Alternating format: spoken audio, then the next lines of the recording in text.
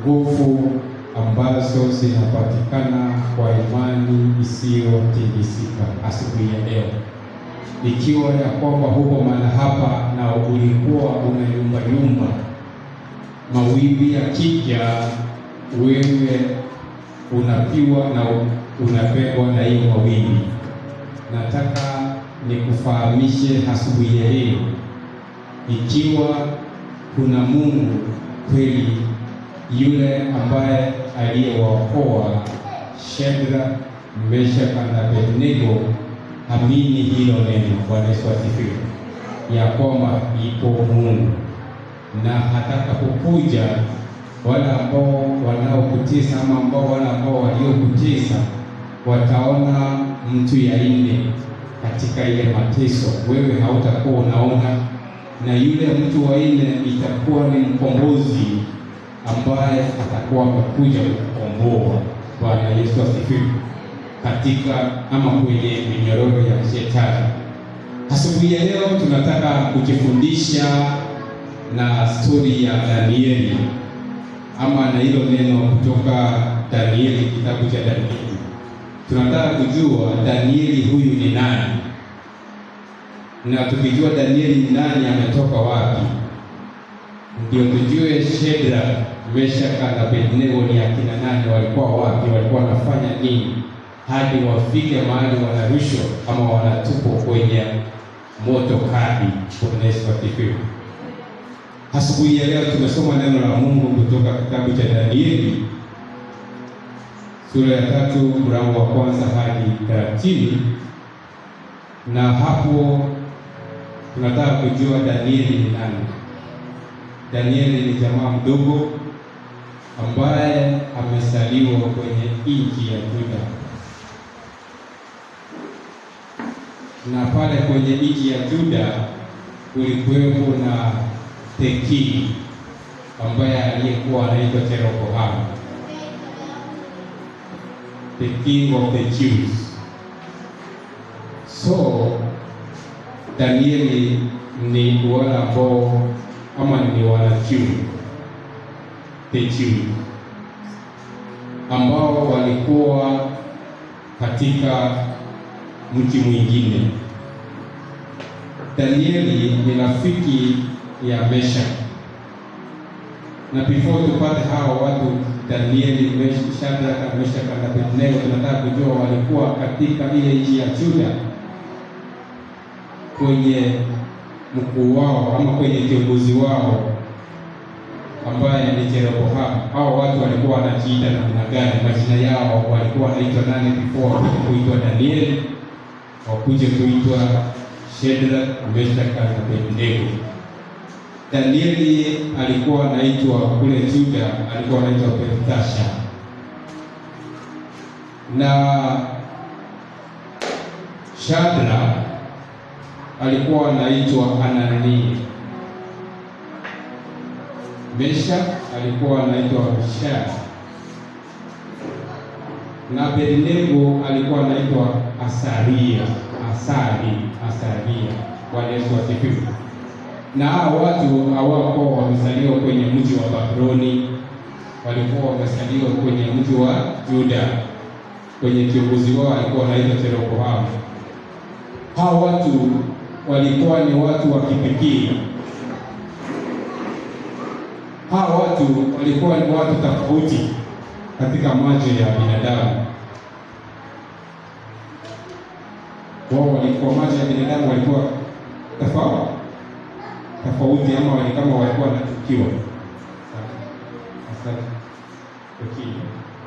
Walikuwa wanachukiwa. Unajua ukichukiwa unaweza tumwa kazi, ama unaweza pewa kibarua, ama unaweza ambiwa wewe na wewe tumewatuma mahali fulani. Bwana Yesu asifiwe. Katika hii kazi ama kwenye kazi, kuna siku moja unaweza pewa task task ni nini?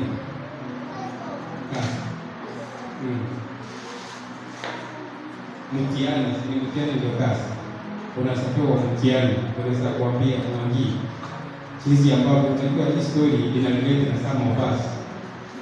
Ni maisha yale ambayo tunaoishi hapa. Kwa mfano, Mwangi ulikuwa unafanya kazi hapa, tumekupromote. Hivyo ndio ilifanyika, lakini tumekutuma wapi?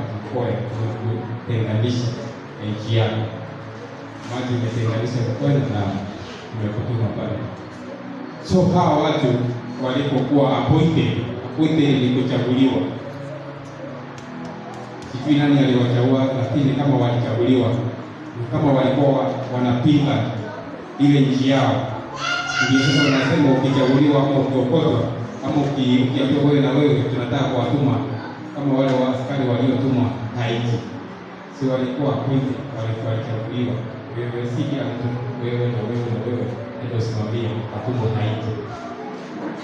Haiti wamepewa task, kibarua ya kufanya kulinda ile mji kutokana na majambazi.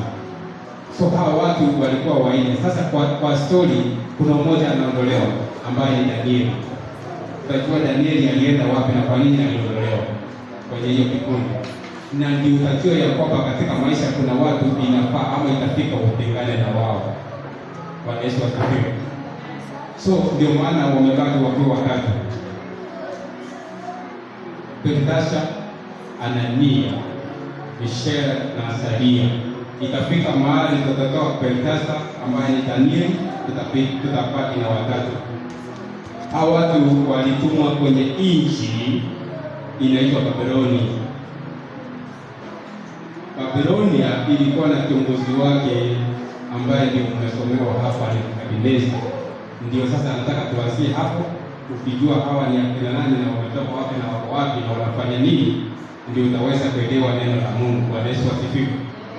So hawa watu wametolewa kwenye nchi yao ambao wao ni Jews, wamepelekwa kwenye mji mwingine ambao kuna the king ambaye anaitwa Nebukadneza, na kwenye mji mwingine inaitwa Babiloni. Kwenye Babilonia uongozi ni tofauti. Kwenye Babilonia kuabudu ni tofauti. Kule Babilonia kwetu tunaabudu miungu. Bwana Yesu asifiwe. Na miungu yetu iko kwa mfano ya sanamu. Haleluya. Na tutakapofika pale mmoja wetu atachaguliwa, na akichaguliwa atakuwa ndio kiongozi wetu.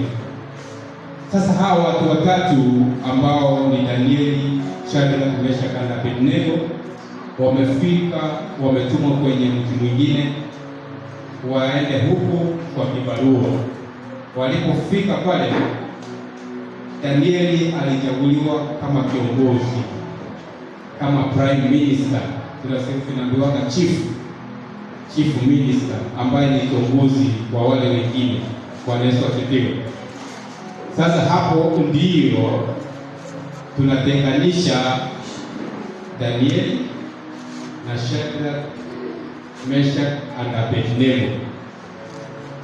Hao watu walipofika pale, Danieli alipewa cheo kubwa sana na Nebukadneza mfalme. Ukipewa cheo kama hicho cha mfalme ama kutoka kwa mfalme, usimamie eneo kubwa ama usimamie watu, inabidi ufanye kulingana na mfalme ama kulingana na matakio ya mfalme ama kulingana na ile maneno anayosema. Akisema tunaenda left, tunaenda left. Akisema tunaenda right, tunaenda right. Akisema watu watolewe tax, wanatolewa tax. Akisema watu wasitolewe tax, wanakosa kutolewa. Bwana Yesu asifiwe. So Danieli aliwekwa kwenye cheo kubwa ambao hangeweza kupose ile kiongozi ama yule mfalme. Na wakati wa kiongozi ama mfalme Nebukadneza, kulikuwa nao vijana ambao ni marafiki zake Danieli. Walipofika, unajua hata pale nyumbani ama ukipata relative ambaye kwa mfano ni governor, ndugu yangu ni governor, hata sisi wote tunahitanishwa pamoja na yeye. Bwana Yesu asifiwe. Ukipata ndugu yako ni MP, yes, sisi tunasema ndugu yako ni MP, hata mimi ni MP. Ukipata ndugu yako ni MCA, unafurahi, unaweza kufanya chochote. Bwana Yesu asifiwe, kwa sababu uko na ile hapa, uko na ile protection kutoka kwa ndugu yako. Ingawa wewe sio yule kiongozi, lakini wewe uko na ile protection. So hawa ndugu watatu, Shadraka, Meshaki na Abednego, walikuwa na protection ya Danieli. Naona wametoka mahali pamoja na wakafika mahali nyingine.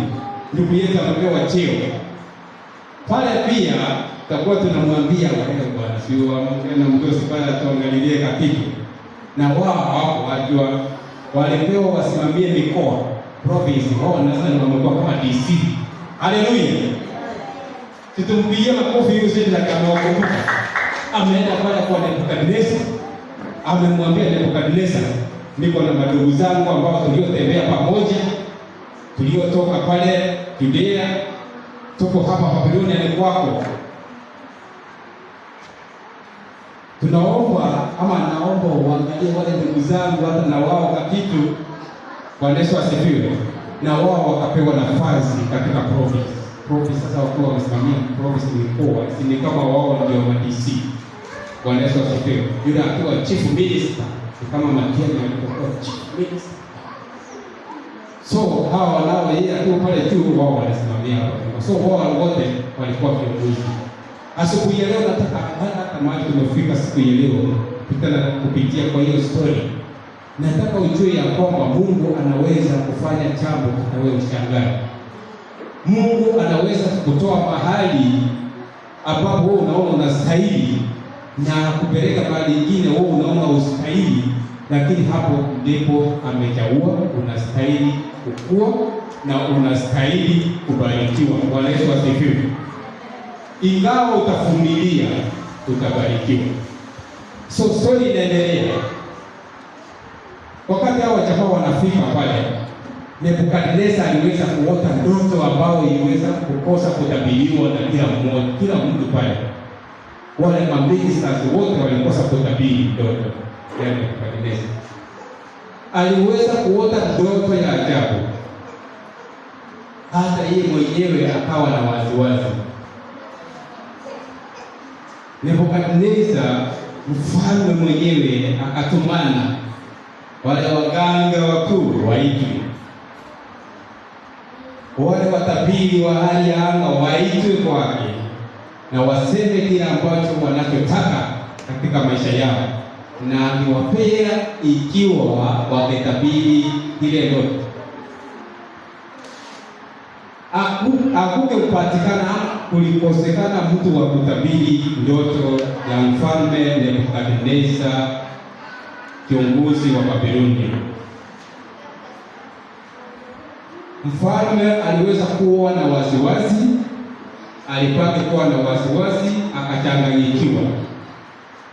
Lakini pale ukapatikana jamaa mmoja, kiongozi wa viongozi, ambaye aliweza kuenenda na kuulizia ufahamu ikiwa kuna mtu ameweza kufanya nini. Aliweza kufanya nini? Kutabiri. Na aliyetabiri ndoto ni nani? Nani alitabiri hiyo ndoto ya mfalme? Danieli. Danieli ndiye alitabiri. Unajua nimewapeleka mbele, nikuwaleta hapa, ndiye alitabiri, ndiye akapewa hiyo kiti. Haleluya. Ndiye alitabiri ile ndoto ya mfalme Nebukadneza.